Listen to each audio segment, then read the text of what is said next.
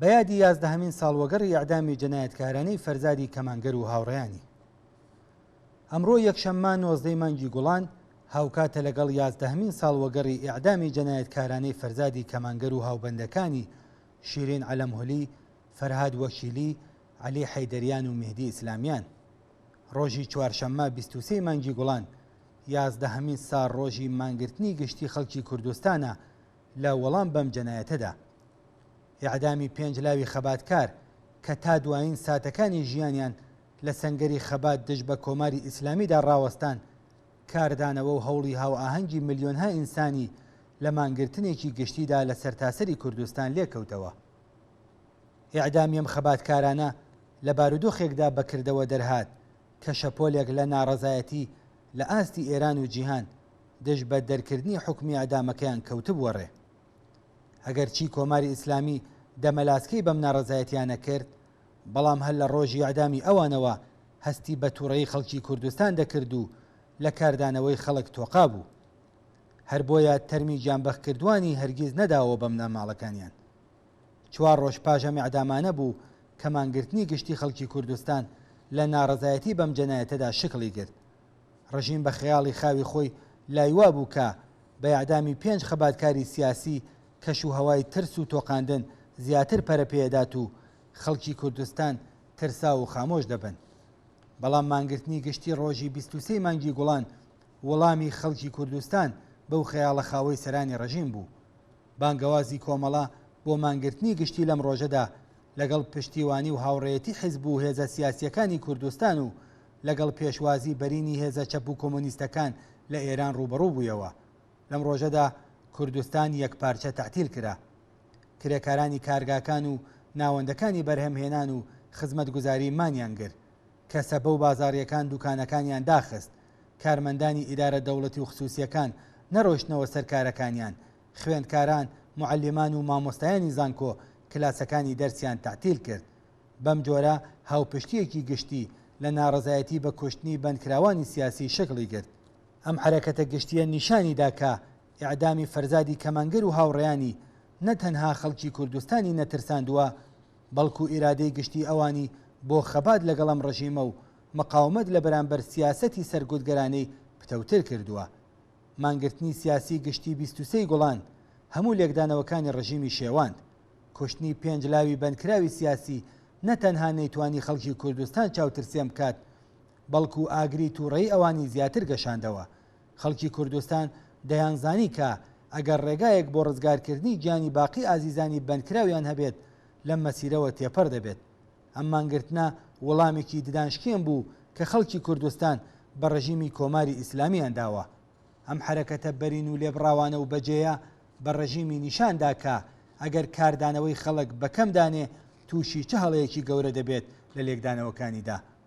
ئەم ئەزمونە بۆ جارێکی دیکە دەری خست کە مانگرتنی سیاسی گشتی شکڵێک لە ناڕەزایەتیە کە تێیدا دروشم و سیاسەتەکان لە ڕێگەی هەوڵێکی گشتی و جەماوەریەوە دەبنە هێزێکی مادی، ڕێگایەکە بۆ ئەوەی کە ڕژیم خاتە شەڕێکی شەکەتکەر و درێژماوە و توانای سەرکوتەکەی زەویگیر کات و پێداویستیەکانی هەڵگرتنی هەنگاوەکانی دواتر ئامادە بکات.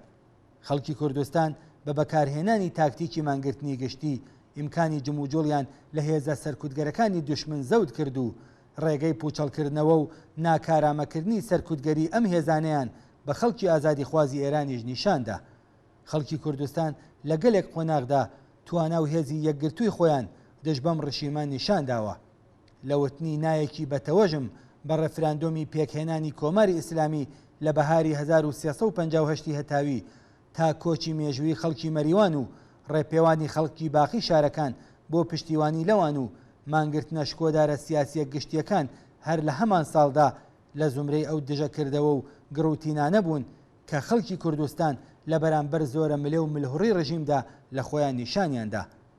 بزوتنەوەی شۆڕەشگێڕانەی خەڵکی کوردستان لە پەنا شێوازە جۆراوجۆرەکانی خەبات و مقاومەت گەلێک نمونەی بەبایەخی لە مانگرتنی سیاسی گشتی تەجروبە کردووە. 15 جۆزەردانی ساڵی 1361، 16 گەلاوێژی ساڵی 1384، 23 گوڵانی ساڵی 1389، 22 خەرمانانی ساڵی 1396، لە ڕۆژە گرنگەکانی مێژووی بزوتنەوەی شۆڕژگەرانی خەڵکی کوردستان دێناژمار. لەم ڕۆژانەدا شایەدی گەلێک نمونەی درەوشاوە لە ئەزمموی مانگرتنی سیاسی گشتی لە کوردستان بووین. ئەم مانگرتنانە نیشانیاندا کە پاشەکشەی هێزەکانی پێشمەرگە بۆ پشت سنوورەکان بە مانای کۆتایی بزوتنەوەی شۆڕژگەرانی خەڵکی کوردستان نییە. نیشانیاندا سەرڕای ئەم پاشەکشەیە ڕیشەی ئەم بزوتنەوەیە لە قوڵایی کۆمەلگەدا بەهێزتر بووە. نیشانیدا ئەم بزوتنەوەیە خاوەنی هێز و وشیاری و ڕێکخرا و ڕێبەری خۆیەتی. نیشانیدا کە جەماوەری خەڵکی ستەملێکراوی کوردستان سەرڕای هەژاری و برسیەتی و دەستکورتی حازرن بەدڵ ئاوەڵاییەوە لە پێناو سەرکەوتن بەسەر کۆماری ئیسلامیدا لە بژێ و ژیانی خۆیان هەزینە بکەن. نیشانیدا کە کۆمەڵی کوردستان کۆمەڵێکی سیاسیە و توانای بە حیزبیبوونی لەسەرەیە.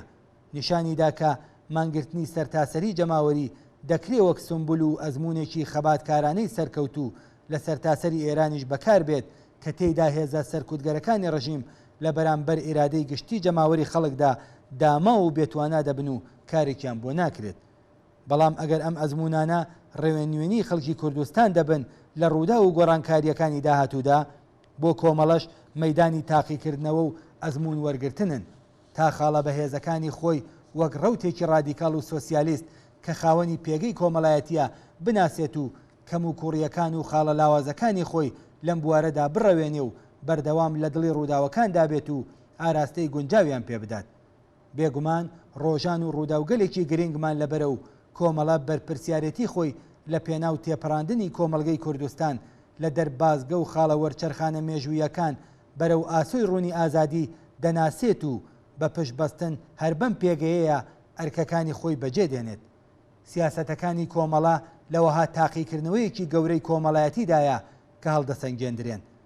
لە 11مین ساڵ ڕۆژی ئیعدامی جەنایەتکارانەی فەرزادی کەمانگەر و هاوڕێیانی و لە سەروبەندی ڕۆژی شکۆدار و مێژووی مانگرتنی گشتی 23 گوڵاندا ڕێز لە یادی گیانبەختکردووان فەرزادی کەمانگەر، شیرین عەلەمهولی، فەرهادی وەکیلی، عەلی حەیدەریان و مێهدی ئیسلامیان دەگرین کە بوێرانە لە بەرامبەر دوژمندا مقاومەتیان کرد و گیانی خۆیان لەسەر ئەم پایەداریە دانا و سڵاو و درودیش دەنێرین بۆ خەڵکی ئەمەکناسی کوردستان کەوەها شکۆدار ڕێزیان لە یادی ئازیزانی گیانبەختکردوویان گرت.